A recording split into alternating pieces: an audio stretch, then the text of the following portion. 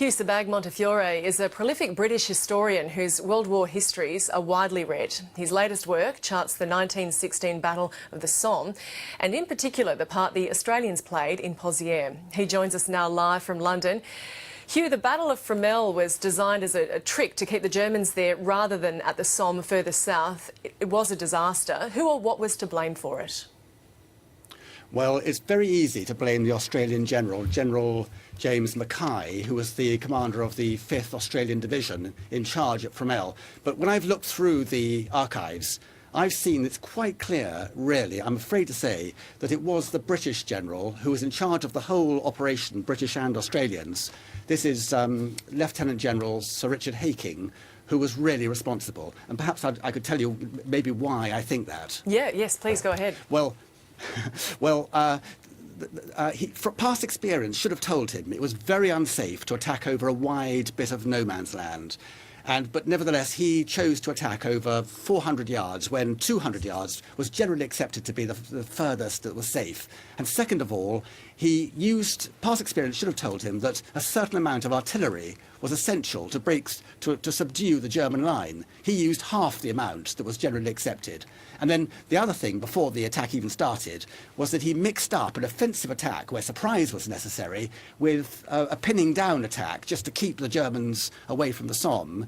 And as a result, he had kind of Australians raising their bayonets over the barricade and waving dummy soldiers and shouting out orders and whistling and giving the appearance the attack was about to happen. So when the attack did happen, the Germans were there waiting for them. And that was just before the attack started, because when the attack started, he hadn't organised that the Australians who got into the German lines on the left of the attack were protected at the sides. So the Germans were able to come in and make to surround the troops. He also failed to have liaison officers in the different British and Australian units that were attacking. So at one point, the British cancelled an attack, and the poor Australians went ahead and were mowed down. And last but not least, I mean, well, he didn't bring the Australians back when he knew it was very dangerous. They were exposed on the right. He didn't bring them back straight away at midnight in the dark. He brought them back by daylight, long after he should have brought them back into their own lines. And last but not least, to cap it all,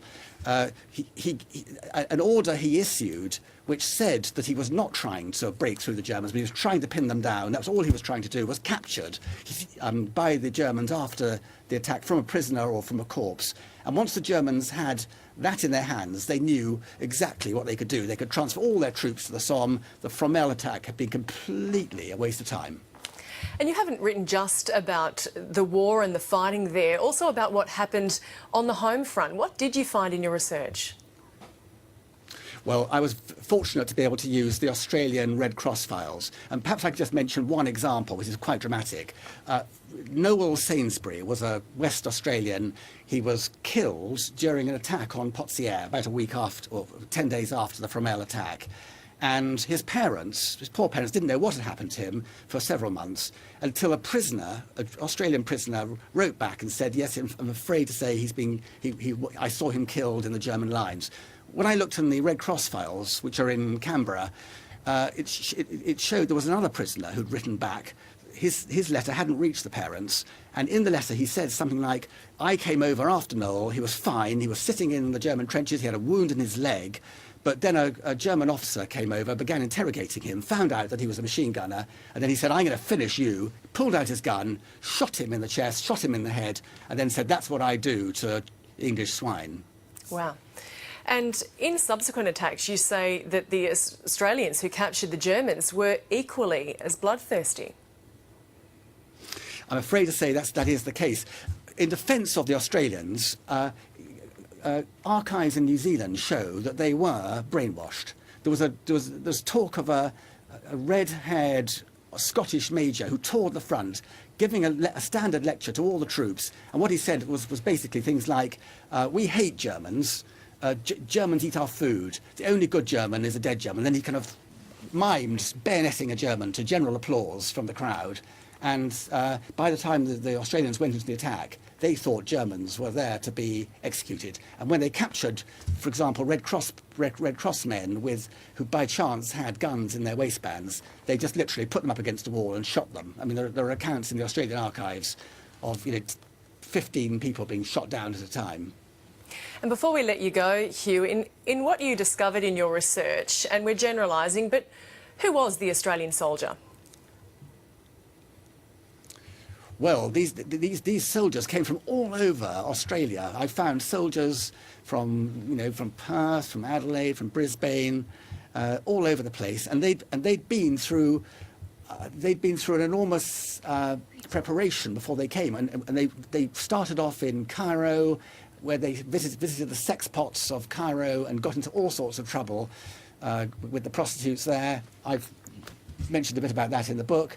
And eventually, when they arrived, they were ready for the attack because they'd also been in Gallipoli.